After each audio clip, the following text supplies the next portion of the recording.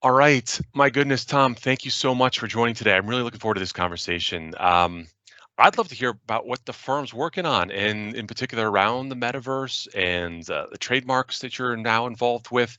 So, give me a bigger picture about where you guys are at, what you're thinking about with regard to the metaverse, and at least trademarks in it. Sure, Joe, and thanks for the opportunity. I'm excited to talk with you about this. I am a trademark attorney. I don't hold myself out as a metaverse attorney. Not sure what that is yet. I think we'll all figure that out in the weeks and months to come. But our firm represents a lot of different brand owners, large and small, and we have for quite some time in all different sorts of industries. Obviously, with a lot of talk about the metaverse in recent weeks and months, we've had some clients ask us about that. Is this something we should be thinking about? Is this a place we should be filing our trademarks? That caused us to do some research. So, and really, I think our view on all this has been that we're not exactly sure where it's going.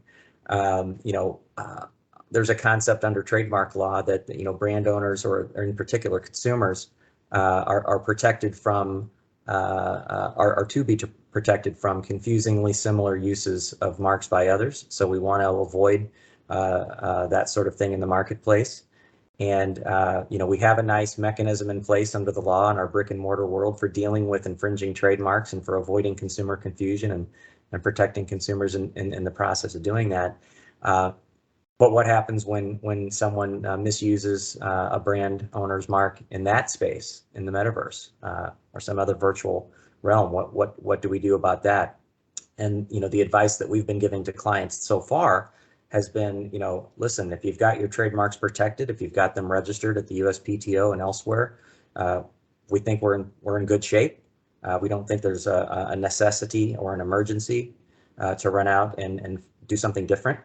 That being said, this is all still an evolving space. We're not exactly sure where it's going to go. And so we have, for a number of clients, filed trademark applications that put a little twist on whatever their services are in their brick and mortar world. And for example, we ourselves thought it might make sense to go ahead and file our own brand, Thompson Coburn, which has been registered for legal services for a good number of years now. We've also filed an application to register the Thompson Coburn brand for legal services provided in the metaverse. Will that, eventual registration give us some additional tools to stop misuse in that environment that we don't already possess? Not sure, but it's not a very expensive venture to do it. So we thought we would take that step, and we've advised some of our clients to do the same. No, it's brilliant, and I love the concept and the idea. What is that twist? Like, what is different, do you think, in that world? So the short answer with respect to the metaverse is I don't know that we know yet, but I could draw a comparison to when, let's say the internet was first emerging in a real way for everyone's use. Um, I think there was a cause for some alarm. I mean, we're going back, what, 20 years now, right? When this was all still happening. And, IP lawyers thought this was going to completely turn our world on its head. What are we going to do?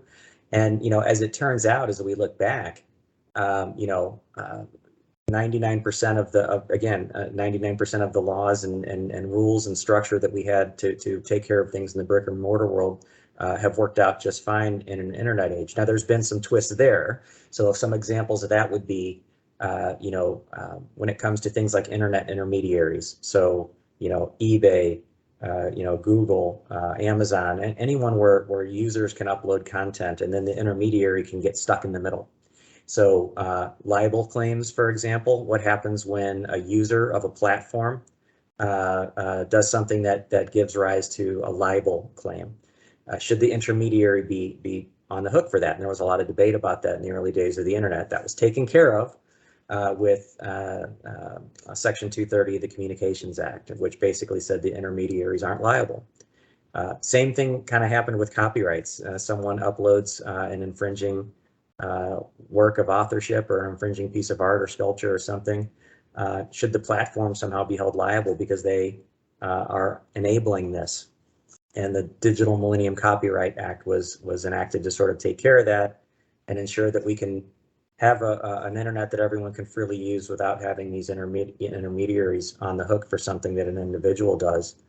And then domain name hijacking and cyber squatting, that was something we never really had thought of before the emergence of the internet. So the point is, those are twists that maybe weren't initially sort of predictable, and they were things that the courts and the legislature had to come out with to sort of figure out how to address. And I think the same thing's going to happen with the metaverse. As we sit here today, in my mind at least, like I say, perhaps 99% or more of what's going to be encountered there from a legal perspective is going to be addressed just fine with the laws we've got, but there may be twists that come along, like the ones I gave examples of that we've dealt with, in the last 20 years once the internet emerged. And Nah, I think totally. it's the same approach. Great examples. Sorry to cut you off there. Yeah, Great sure. examples. There are some things that are afoot right now that are fascinating when it comes to even the domain names, right? So I remember what you're talking about and registering domains, and people are like, all right, well, who's this really? And you can generally prove who that is because they've Mhm. established a business around that, but it can get murky in different areas. So the latest thing that's happening right now, I don't know if you've seen this or not, but of course, Ethereum, so the second biggest blockchain out there, is doing something, and they've been doing this probably for the last 4 or 5 years, where you can register something called something.eth. So it'd be Thompson Coburn .eth. Mhm. And what's amazing about that is it's not just a domain that people would like type in to get to. It's actually a way to pay the firm. So if you wanted to pay the firm because the client's like, all right, it's time to pay whatever dollars to the firm for the great work that they've done, they can actually send it directly via that address using various cryptocurrencies on the Ethereum network. It's also a place where you could store let's say the firm decided to go down the NFT road and make NFTs for different types of things, be it contracts, whatever. You could start using that address as well. So I think the space that you're in right now is going to be critical. And when you start thinking about some of these things going forward. So that's really interesting. Yeah, that's fascinating, Joe. I have to admit, I'm not, certainly not an expert on NFTs. I hadn't heard about the .eth, but that whole thing is fascinating. It does sort of, um, touch on another question that we've gotten from a few different people, including, folks in the media, and that is, are you opening an office there? Are you really going to operate in that space? I mean, filing a trademark application and counseling clients is one thing, but are you going to be there? And the short answer I've been giving to that one is we're not there now. We don't have any imminent plans to open an office in the metaverse, if you will, but that day could come. It really all depends on where our clients take us and where they want to see us and where they want to interact with us. Yeah, totally. And I've seen probably 3 or 4 firms open up spaces on different metaverses, so to speak. I mean, like Decentraland, I think is popular, and Sandbox is another one. I think Sandbox is a little more, um, it feels more gamified than anything else. But in fact, I was invited to a wedding not long ago by a law firm in the metaverse where they had the couple that were getting married. Um, register their prenup. So they did a prenup agreement, Mhm. and that was a NFT. And they also did their license, a marriage license via an NFT, which is considered, legally binding contract, depending where you are, which is just preposterous to think about. So, one, one quick question I'm kind of curious about, um, and just this general feeling that you may have, or maybe research, or maybe you're already down this path. I'm not sure, but where do you see jurisdiction playing a role in the metaverse at this point? Any thoughts on it? Wow, that's a really interesting question I had not thought of. I again, I always try and when I think about these issues as it relates to the metaverse, I try and think about, well, what similar issues might have come up when the internet first emerged and when that sort of economy first emerged. And one of the big issues there became, well, states and municipalities trying to figure out how to tax sales on things that they don't have the same control over that they once used to. And, maybe a sideways answer to your question is if the economy that starts happening in the metaverse, including the kinds of things you're talking about there, start to get the attention of, various tax collecting authorities, I think that's what's going to drive things. It often does. How can we, are we losing our grip on the economy because of this new medium?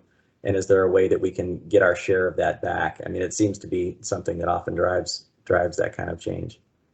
No, great. I mean, that's a great way of looking at it. And I think you're right on about it in terms of when it starts to get to be something where money's involved, a lot more money is involved, and there's a good amount already in there. But that's certainly going to raise the eyebrows of IRS and others to make Well, the make whole thing inroads.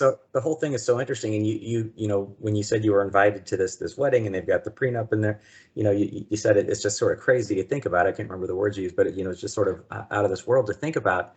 But then I'm sure that 20, 25 years ago, somebody, you know, floated the notion of everyone buying their books online, and Oh that was yeah. crazy.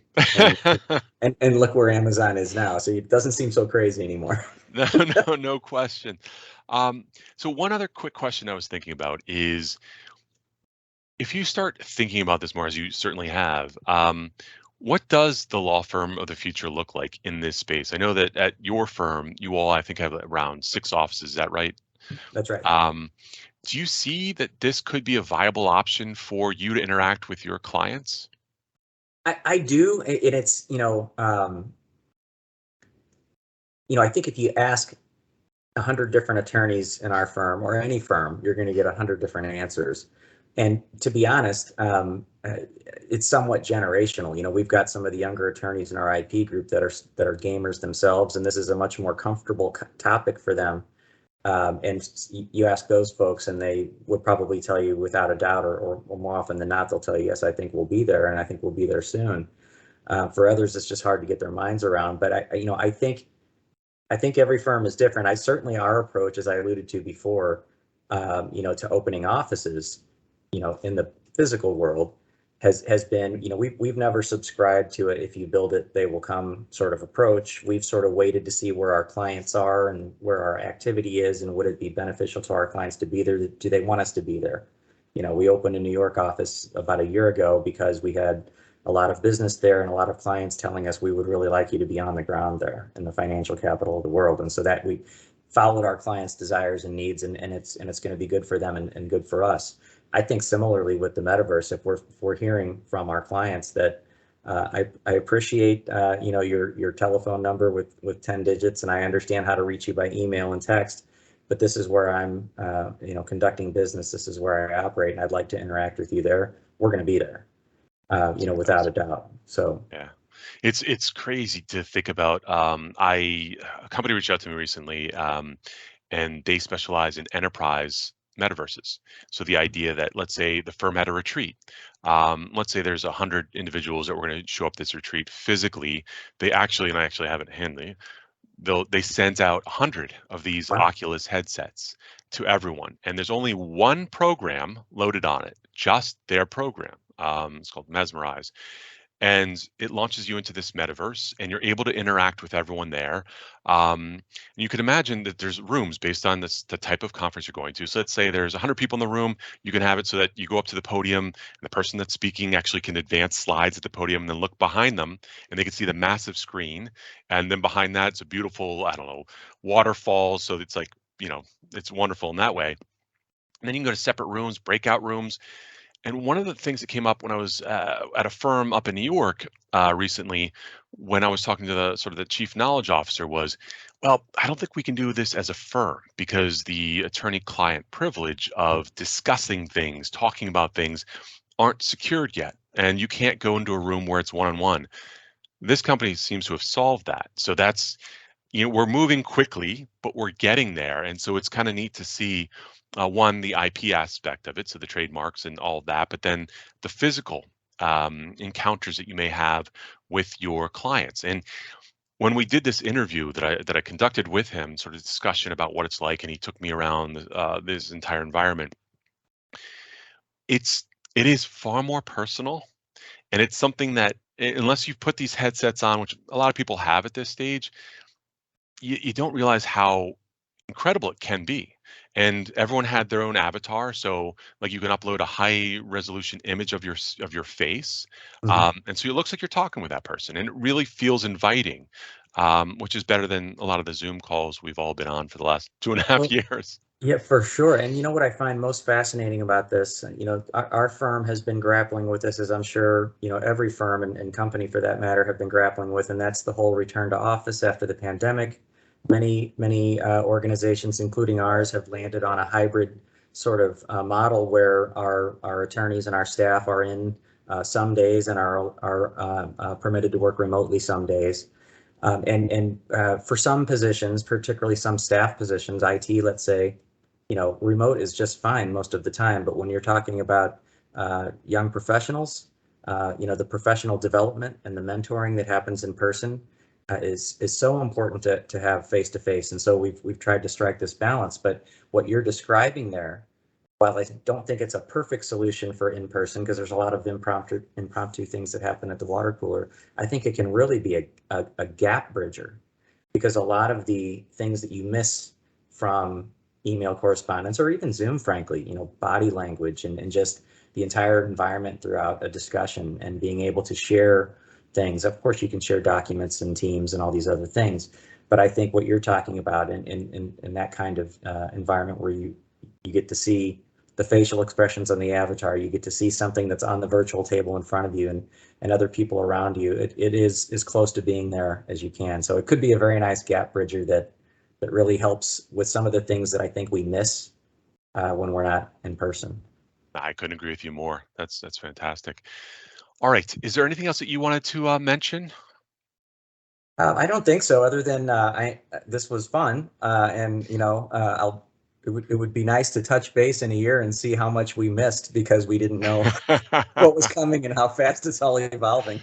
It really is incredible. My goodness. Yeah. Well, Tom, thank you so much for your time. I really appreciate it. And let's definitely keep in touch. Likewise. Thanks, Joe.